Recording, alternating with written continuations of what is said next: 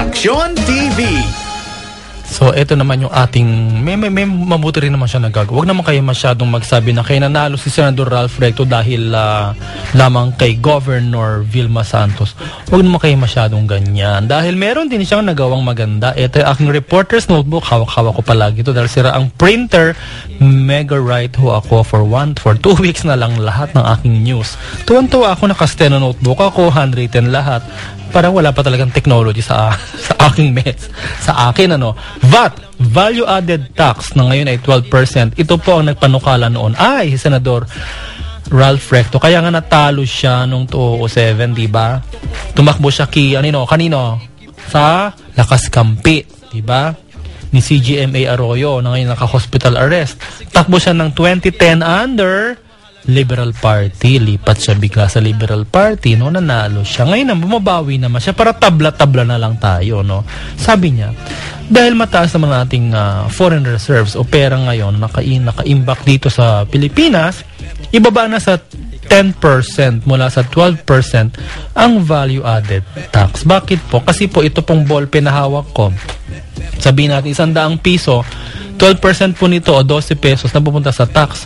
Kaya po kahit mga bata, matanda, kahit walang trabaho, nagbibigay po kayo ng buwis sa pamahalaan sa pamamagitan ng value-added tax. Kung bawasan po ito ng 2%, kahit paano, kahit maliit, maaalwa ng buhay na mahihirap. Ang kinakain po araw-araw niyan ay itlog, hati-hati sila, noodle soup, hati-hati sila, o sardinas, hati-hati sila, So, itong sabi ni Ralph Recto, Senador Recto, mababawi naman natin na walang pera sa EVAT from 12% to 10% mula sa kinikita sa PAGCOR. Malaki po talaga ang kita sa PAGCOR. Sa totoo lang, Malaki rin ang nating kinikita ngayon. Ang natitipid sa government-owned and government-controlled corporations na binawasan na ngayon ni Pinoy, President Noynoy Aquino, ang sweldo mula 200,000, 300,000, binaba na yun ng below 100,000 following government standardized salary scale, Sabi pa rin ni Ralph Recto, Senador Recto, at tama siya rito, meron din naman pera ang PCSO.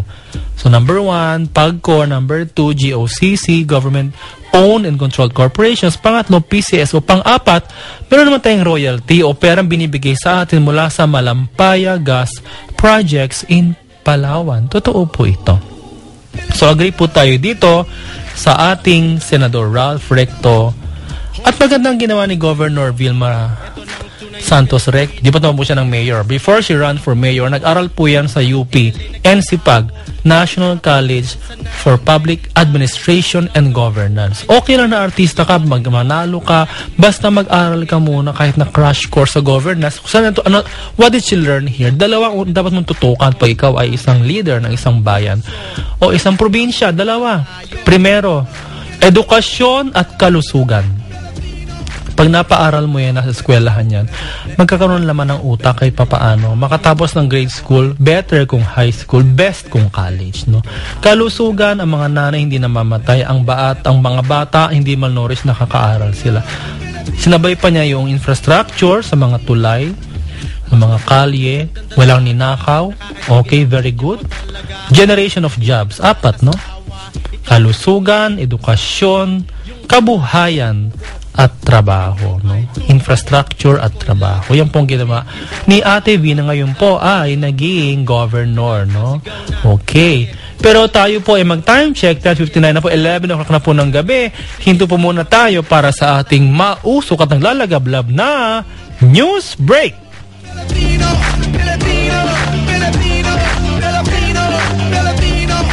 Bebo, bebo, bebo.